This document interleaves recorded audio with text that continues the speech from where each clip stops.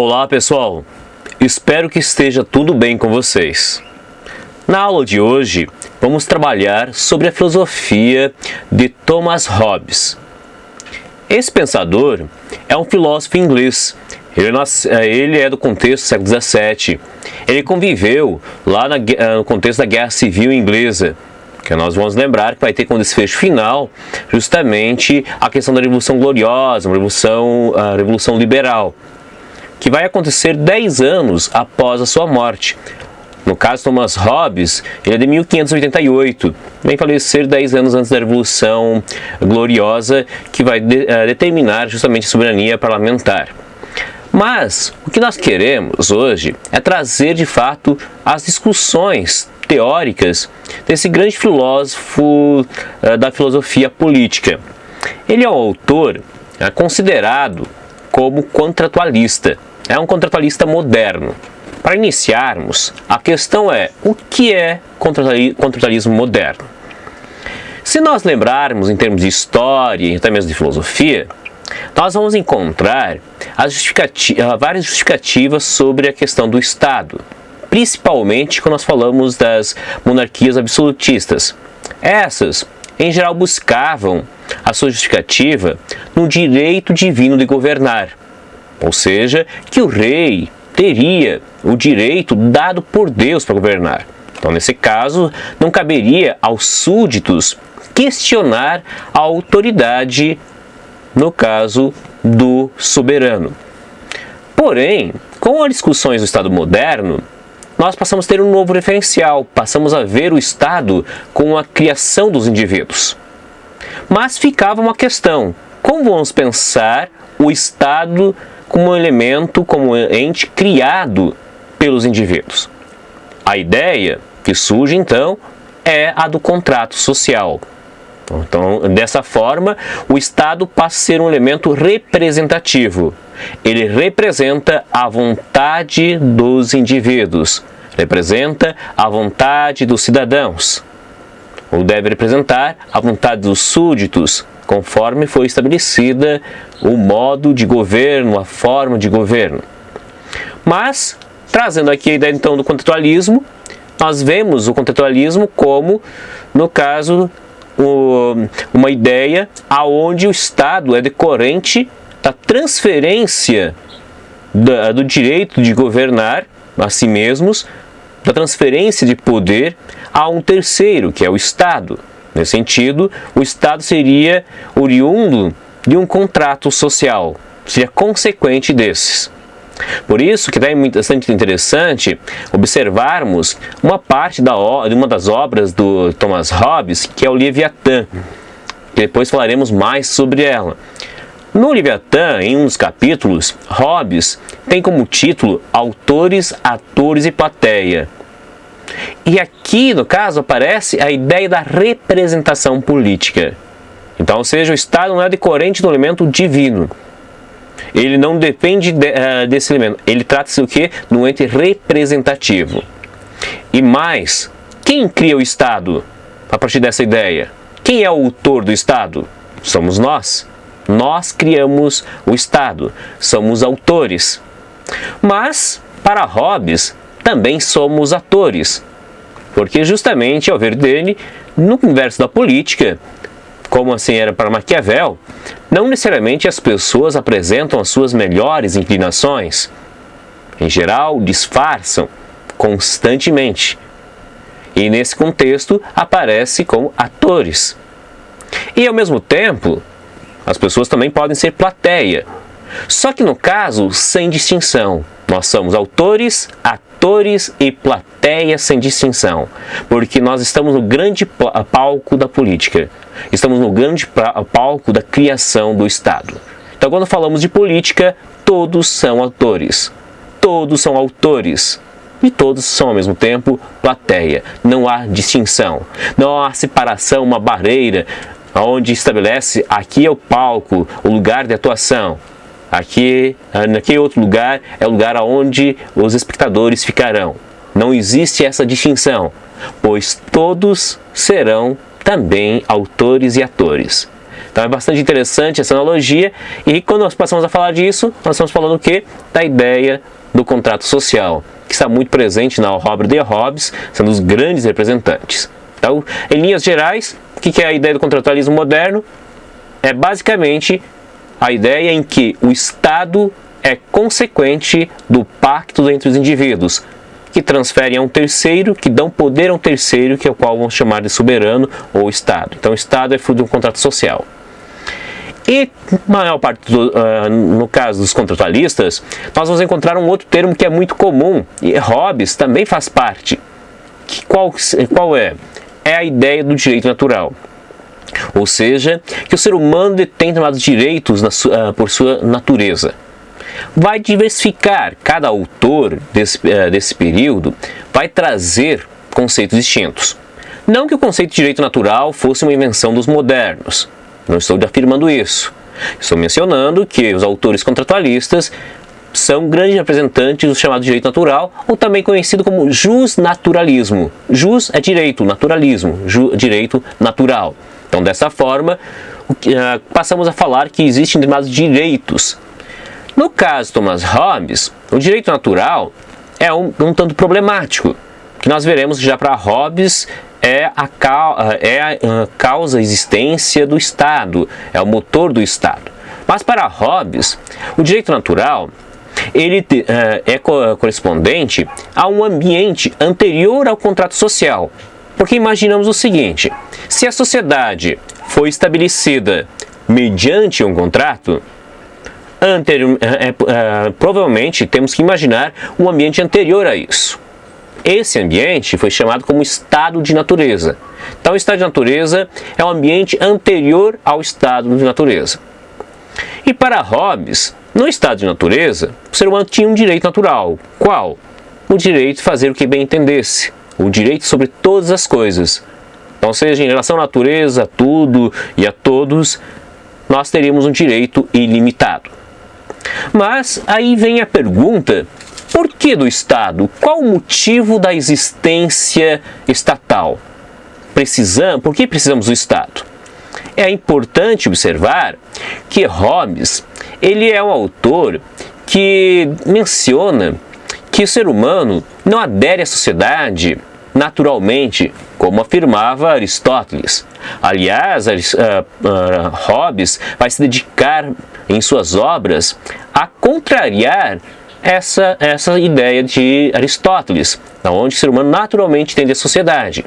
Inclusive, em algumas das passagens, melhor dizendo, Hobbes diz o seguinte: se o ser humano adere naturalmente à sociedade, se o ser humano tem uma inclinação social, a pergunta que se faz é por que quando sai de casa tem a necessidade de fechá-la?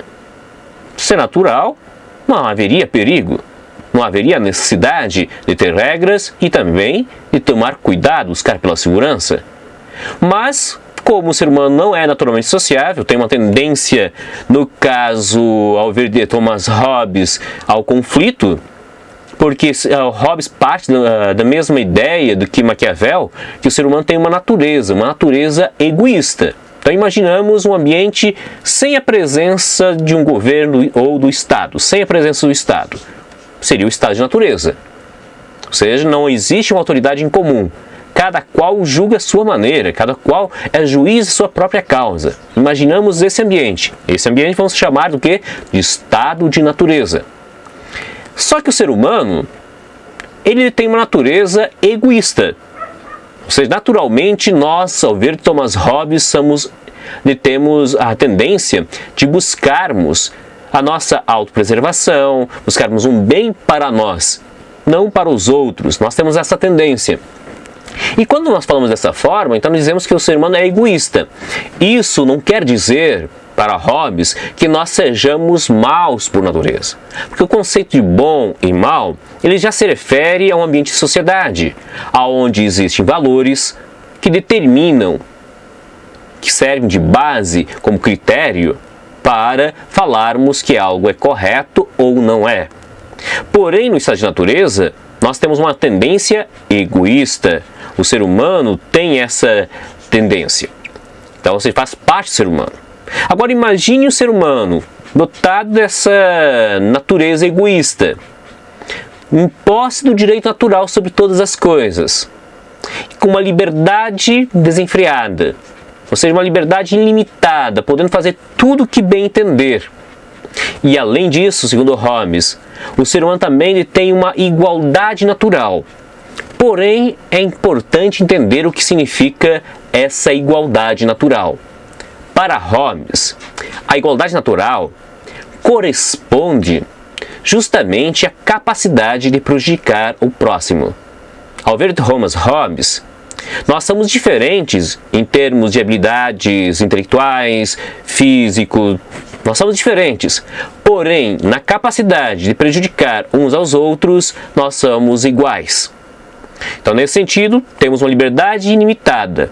Podemos buscar o que bem entender. Temos uma igualdade natural. E, além disso, o que isso gera também um sentimento. Qual o sentimento? A esperança de conquistar o que bem entender. E se todos vão buscar por isso, nós temos uma tendência a entrar em conflito, em uma guerra. E ao ver de Hobbes, nós temos uma tendência à competição, busca por lucros, mas de maneira sem regras. Nós buscamos, imagine um ambiente sem o Estado, a lei do mais forte, quem pode mais, chora menos, como o pessoal diz. Porém, tem um problema. Você nunca vai ter forças suficientes para se livrar do perigo. Até mesmo aquele que tem segundas intenções, ele vai ter que ter a necessidade de sair do estado de natureza para proteger-se justamente dos atos de vingança. E além da questão da competição, o ser humano ele busca determinados bens, domínio sobre pessoas, mas ele também precisa de segurança. E ao buscar por segurança, muitas vezes entra o quê? Em conflito. Então há disputa também de posses e da honra. Segundo Hobbes, nós nos perseguimos em nome da glória, no nome do nosso orgulho. Basta alguém dizer para nós que estejamos errados, que a nossa visão não é melhor, qualquer negativa que venhamos receber, nós tendemos a odiar aquela pessoa que nos demonstrou contrariedade. Então, ou seja, isso é uma questão de orgulho. Como nós dizemos por aí no dia a dia, nós damos o braço a torcer, uma expressão coloquial que nós utilizamos. Mas faz parte justamente dessa natureza humana, ao ver de Hobbes. Mas tudo isso misturado nos leva a um ambiente nada agradável, a um ambiente onde prevalece o medo. E o medo em especial, o medo da morte violenta. Ou seja, não é qualquer medo. Que é natural, até mesmo dentro do Estado, dentro de uma sociedade, termos medo. Porém, o medo constante de perder a própria vida é algo que o ser humano não deseja, é pior do que todos os demais medos. E Hobbes chega ao ponto de sinalizar que o estado de natureza ele é apenas uma ideia. Porém, se nós quisermos ter uma visão de como seria o estado de natureza, basta olhar para um ambiente, uma sociedade que está em guerra civil. E nesse momento é interessante observar que Hobbes está falando da sociedade dele. Porque a sociedade que Hobbes está vivendo é uma sociedade onde existe o conflito entre o parlamento, que busca justamente os seus ideais, no caso liberais, e temos de outro lado, temos a monarquia, que buscava consolidar o absolutismo. E disso resulta em grandes conflitos. E, inclusive, o próprio Hobbes menciona que o próprio elemento religioso ele é utilizado para justamente satisfazer os elementos ideais políticos e também religiosos, também econômicos. Ou seja, não é a questão da religião em si, mas a maneira como ela é utilizada. Porque no contexto inglês, o Estado, o rei, na época o rei Carlos I, por exemplo, se utilizava do que da igreja anglicana, que era a igreja estatal, criada pelo rei Henrique, e essa igreja, ela, no caso, acabava trazendo o que? Defendendo os ideais políticos da monarquia, e também que havia elementos econômicos. Os católicos, naquele contexto, faziam parte de uma classe, de uma nobreza, que tinha ainda algumas concessões feudais. e por isso apoiavam a monarquia por medo de perder essas concessões.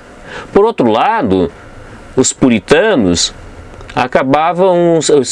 eram basicamente representados, eram quem? Eram os burgueses mais radicais, que se utilizavam desse elemento para justificar seus ideais políticos e econômicos. Tanto é que a bandeira, no nome de Deus, era levantada tanto pelo parlamento, tanto pela monarquia. O parlamento dizia que, no caso, a realeza correspondia ao anticristo romano. Então, ou seja, aqui nós temos bem claro essa maneira como era utilizada. E tudo isso, tudo isso faz uma atmosfera que Hobbes chama que a guerra, que seria equivalente ao estado de natureza, a guerra civil. Ainda não é, mas no caso existe um ambiente que não existe segurança, aonde o medo prevalece. Não é à toa que esse pensador chegou ao ponto de dizer que quando ele nasceu, a mãe dele pariu gêmeos, ele e o medo. Porque justamente, aqui vem uma curiosidade bastante interessante, Hobbes, quando nós vamos estudar lá nos livros de história, muitas vezes nós o encontramos sendo classificado como absolutista. Mas, se você for olhar no contexto que ele viveu, ele era acusado de ser liberal pelos absolutistas. Por outro lado, os liberais acusavam dele ser, no caso, os liberais acusavam ele de ser absolutista, e com isso você tem essa situação dele viver, ou seja, os liberais acusavam de ser, no caso, muito absolutista, o absolutista, por demais, liberal. Imagine essa contradição. Então, o medo, ou seja, as ameaças eram constantes, porque ele tinha um pensamento próprio. E o que o Hobbes defendia? A preocupação dele era a constituição de um Estado unitário, a unidade do poder. Um problema semelhante que, se nós observarmos, o Maquiavel encontrou no tempo dele. Então aqui é uma discussão bastante interessante. Além do direito natural, o ser humano, ao ver de Thomas Hobbes, nós seres humanos, além de sermos egoístas por natureza, termos um elemento passional, natural, também temos uma razão natural. E para Hobbes, a razão é calculista, é uma capacidade de associar meios e fins. A própria ciência se dá por meio de um jogo calculista, na relação de meios e fins, ao ver Thomas Hobbes. E com isso, o ser humano chega à conclusão, em vista de um ambiente de conflito, de guerra, de todos contra todos, chega à conclusão que é importante obter o que? A paz. É necessário. E com isso, o ser humano faz o quê? Acaba, no caso, aderindo a um pacto, transferindo o seu direito de decidir sobre o certo, o errado, a um terceiro, sobre o que é melhor para a sua sobrevivência, para se submeter ao Estado. O Estado passa a arbitrar sobre as questões econômicas, determinar leis, determinar impostos. Como dirá Hobbes, ninguém gosta de seguir leis. Mas, porém, se você olhar, torna-se um mal necessário. Não é o melhor desejável. Ninguém deseja submeter-se ao Estado. Mas torna-se um mal necessário. E, no caso, cria-se uma espécie de Deus mortal, como dirá o Thomas Hobbes. Uma espécie de Leviatã, que, por sinal, é uma das figuras presentes na Bíblia, uma figura mitológica, a de um grande monstro. E no caso, o Estado seria esse Deus mortal, criado pelos seres humanos para disciplinar o nosso orgulho. E por quê? Porque para Hobbes, as leis, elas precisam, não basta ter a lei em si, é necessário também ter a força da espada, ter a força para apoiar.